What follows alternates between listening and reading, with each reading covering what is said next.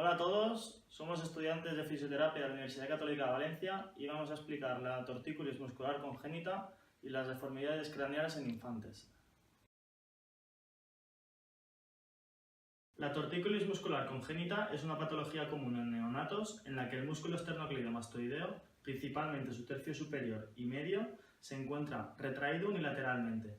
Dicho acortamiento del ECOM provoca una inclinación ipsilateral de la cabeza y una rotación contralateral de la cara y el mentón, generando un problema de movilidad con limitaciones en la rotación y en la lateralización del cuello.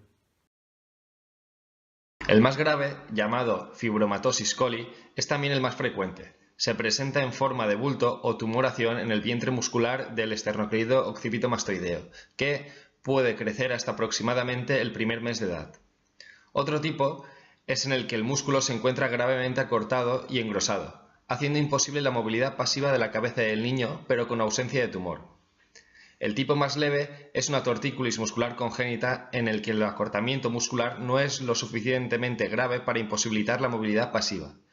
Esta patología suele manifestarse a partir de la tercera semana de vida y posee una incidencia de entre el 0,2 y 0,8% en niños menores de 12 meses, siendo en el 75% afectado el lado derecho y únicamente en el 2,3% de los casos una afectación bilateral.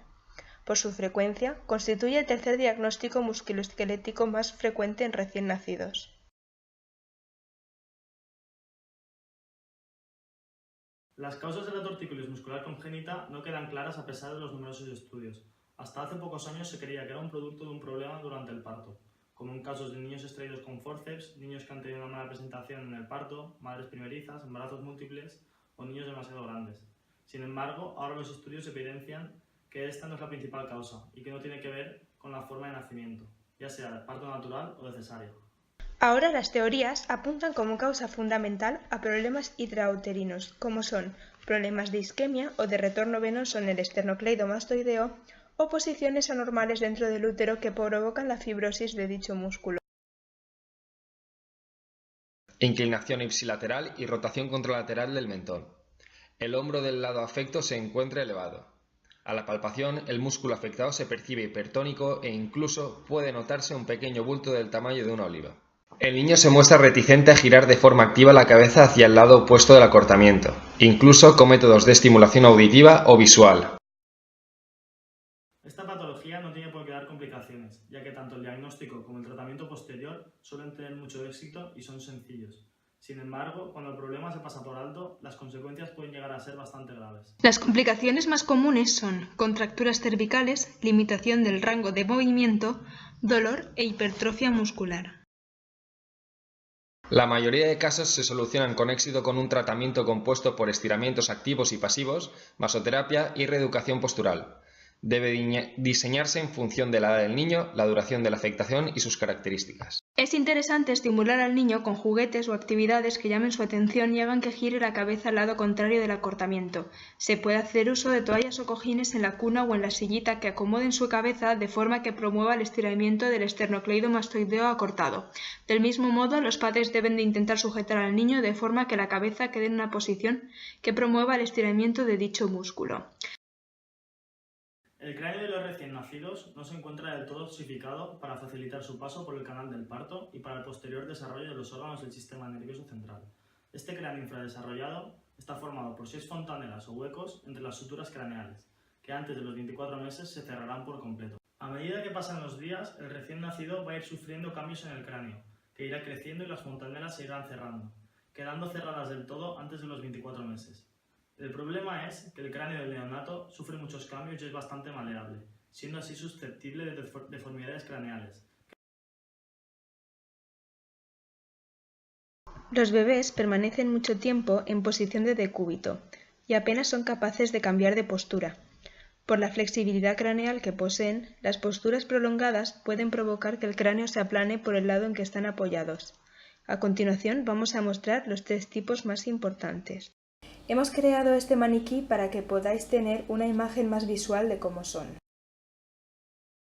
En este caso, en el maniquí vamos a mostrar un tipo de plagiocefalia posicional posterolateral.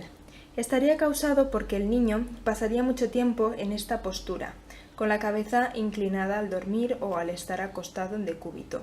Entonces, la presión de la superficie en la que está acostado más la flexibilidad de su cráneo provocaría una deformidad en este lado. ¿Veis? Aquí. El segundo tipo es un poco menos frecuente que la plagiocefalia. Se trata de la braquicefalia. Ocurre cuando el niño pasa mucho tiempo en decúbito supino y sufre un aplanamiento posterior de la cabeza, como se puede observar.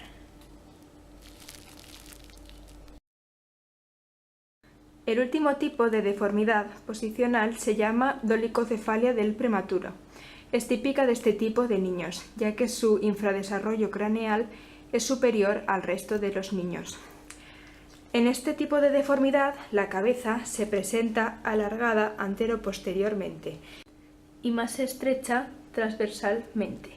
En una vista lateral se vería así, donde se percibe que antero-posteriormente es mucho más alargada. Hay dos tipos de plagiocefalias: la plagiocefalia anterolateral o posterolateral. La anterolateral es debida al cierre prematuro de la sutura coronal, que está entre el hueso parietal y entre el hueso frontal. Y la plagiocefalia posterolateral, que es debido al cierre prematuro de la sutura lamboidea, que está entre el hueso parietal y el hueso occipital. La braquicefalia consiste en el cierre prematuro de toda la sutura coronal, que le da a la cabeza una forma aplastada en su parte posterior. La escafocefalia, que consiste en el cierre prematuro de la sutura sagital, que le da a la cabeza un aumento del diámetro antero-posterior y una disminución de la anchura. Que es el cierre prematuro de la sutura frontal. La sutura frontal es una sutura que solo tienen los recién nacidos, que divide el hueso frontal en dos mitades. Le da al cráneo un aspecto triangular en su parte anterior. Otro tipo de deformidades craneales pueden ser secundarias a enfermedades o tumores, como en el caso de la hidrocefalia, o por problemas obstétricos. La clínica en los casos de las deformidades craneales varía en función de la etiología de la deformidad y de las características de cada paciente. Es un problema que abarca desde disfunciones físicas y estéticas hasta problemas funcionales. Entre los signos y síntomas frecuentes encontramos evidente asimetría de la superficie craneal, asimetría de los rasgos faciales, disfunciones musculares cervicales, limitación en el rango de movimiento de la cabeza, prominencia de las venas del cuero cabelludo, irritabilidad y llanto frecuente o retraso del desarrollo, entre otros. La clave para un tratamiento exitoso de las deformidades craneales es una detección y tratamiento precoces. La elección del tratamiento dependerá de las características del niño y del tipo de deformidad, la gravedad y la evolución.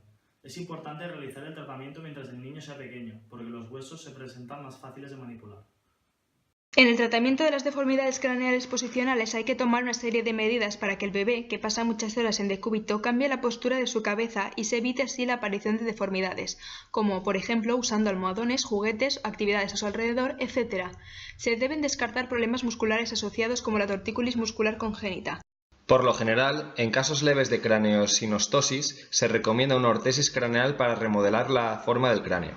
Sin embargo, en la mayoría de los casos, el tratamiento de elección es quirúrgico porque este tipo de deformidad puede detener el crecimiento normal del cerebro aumentando la presión intracraneal y dando graves malformaciones físicas. En caso de deformidad más grave se puede hacer uso de órtesis craneales para que igualen la forma del cráneo.